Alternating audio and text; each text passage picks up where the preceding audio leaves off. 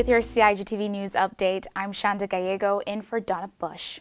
In today's news update, Premier Honorable Alden McLaughlin announced in the Legislative Assembly that government will be appealing the Chief Justice's recent ruling on the legality of same-sex marriage. Making a statement to the House this morning, the Premier said that Cabinet yesterday instructed Attorney General Samuel Bulgen QC to appeal the judgment handed down by Mr. Smelly last Friday, March 29th. Mr. McLaughlin briefly outlined government's rationale for the decision. Based on the executive summary of the court's judgment, there are three main points of concern which we have identified, and the government, as well as men in this House, I know, share those concerns at this initial stage. I should add, Mr. Speaker, that the full judgment has not yet been published, and there may well be other grounds or that raise concerns once we have had a chance to analyze the full judgment itself. But thus far, Mr. Speaker, firstly, the implications of the court's decision for other types of marriages, for example, polygamous marriage, and whether government would now be bound to give effect to or recognize such marriages if an application for a marriage license is made by a man or for a man to marry multiple wives.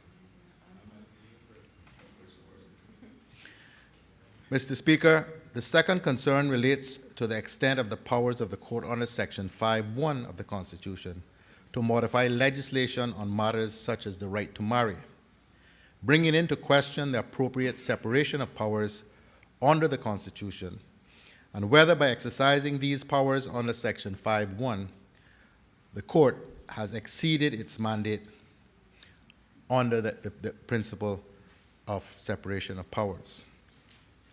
A third concern, Mr. Speaker, is whether, given the language in Section 14(1) of the Constitution, it was open, that is the section, Mr. Speaker, that carved out marriage as an institution between a man and a woman of marriageable age only. Whether it was open to the court to find that the right to marry and found a family could be located in other rights within the Bill of Rights, namely sections 9 and 10 of that document.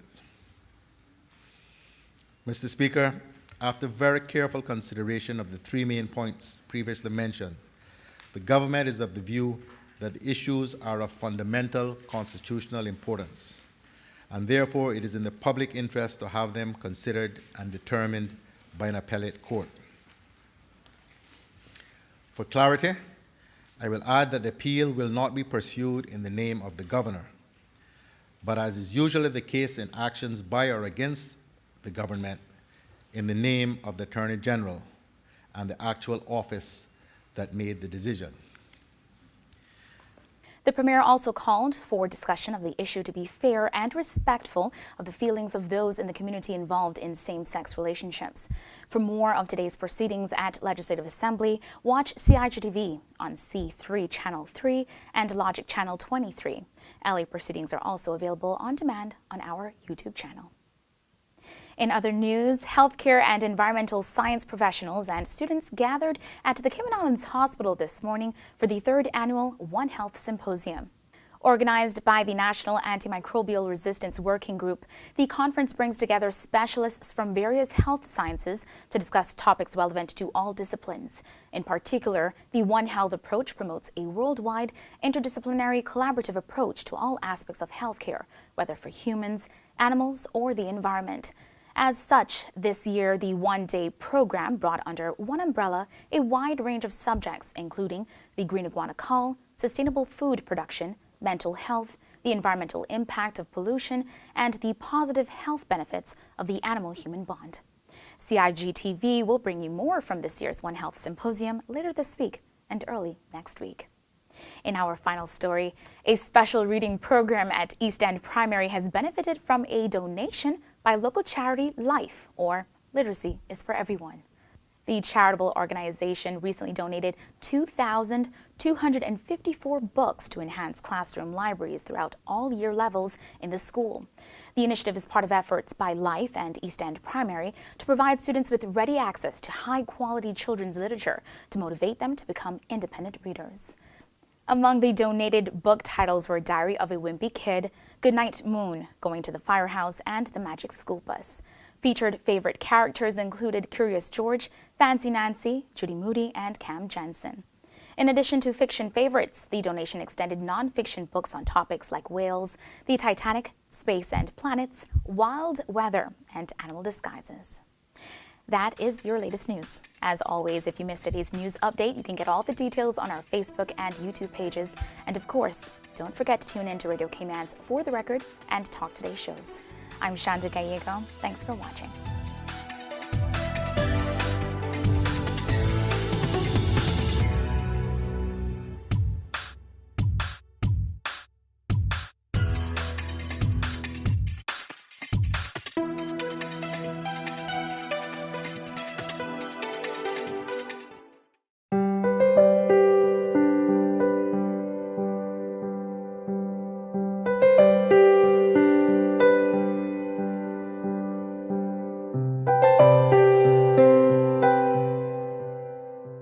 Boating, fishing, and water sports in the Cayman Islands are great, but keep a cool head. Here are 7 tips for fun and safe sea outings. Number 1. Use a checklist to plan your outing.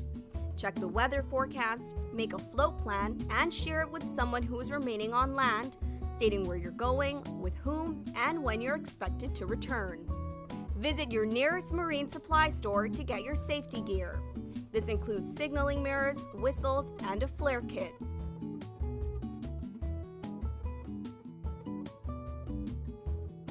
It's also very important to have onboard flotation devices and life vests for each person.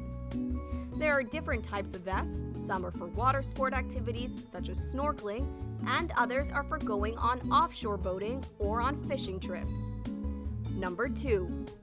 These items can be lifesavers in case of an accident or bad weather. Number 3.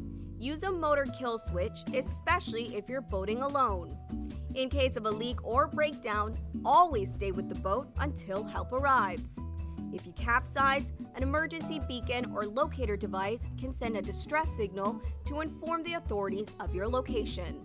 Larger flares will indicate distress to a boat, airplane, or search and rescue officials. Number 4. In addition to sunscreen, food, and beverages, it would be smart to have a cell phone. Make sure your marine radio works. Cayman's boaters use Channel 16 to communicate. Number 5. Also, don't forget your anchor and sufficient rope. Number 6. Boat operators should be familiar with the local waters and reefs, as well as the capabilities and functions of the vessels they are using. Always obey the rules of the sea and the marine environment, and have courtesy for others. Number 7. Alcohol and salt water do not mix, especially if you're the captain. Some useful contact numbers are 911.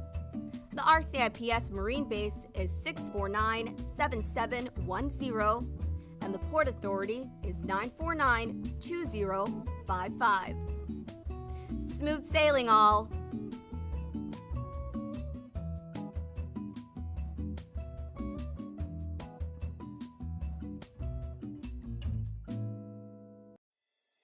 The Esterly Tibbetts Highway 3-lane roundabout is ready for drivers. It's time to make sure you know how to use it. First, know which exit you need to take. Pay attention to lane arrows and signs. Make sure you use your signal to change lanes or exit the roundabout. To turn left, you always approach in the left-hand lane and indicate left. To drive straight ahead, you need to be looking out for signs and road markings indicating which lane to use. Get in one of the lanes marked with a straight-through arrow. If turning right, you must use the right-hand lane and indicate accordingly. To use the roundabout safely, remember these 3 tips.